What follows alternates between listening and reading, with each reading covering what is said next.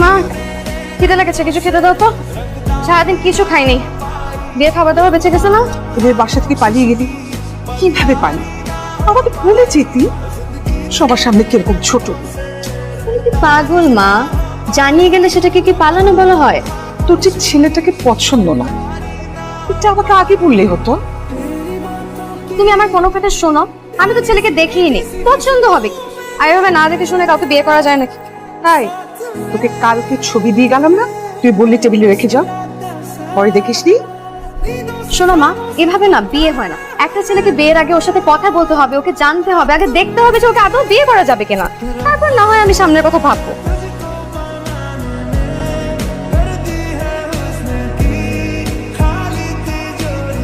কি আশ্চর্য, এই ছেলেটার সাথেই তো রাস্তায় আমি প্রথম। আসতে পারি? জি আসুন, বলুন কি সমস্যা আপনার?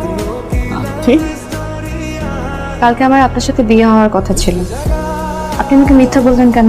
আপনার সাথে কথা বলতে ইচ্ছে হচ্ছে, তাই একটা ওষুধ বানিয়ে নিলাম। আর আমি যে বিয়ে থেকে পালিয়েছি, আপনার আমার উপর রাগ হয়নি? রাগ কেন হবে?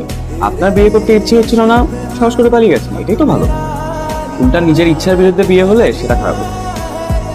আসলে আমার মা একটু অন্যরকম, কখনো যে কি করে বসে কিছু বুঝে উঠতে পারিনি। আমাকে কিছু জানায় আমি জানেন, কিন্তু আমার বিয়েটা ঠিক করে ফেলেছে। এখন আমি তো আপনাকে কখনো দেখিনি, কথা হয়নি, জানো আমি এই জন্য কি করবো বিয়ে উঠতে না পেরে বিয়ে থেকে পাচ্ছি।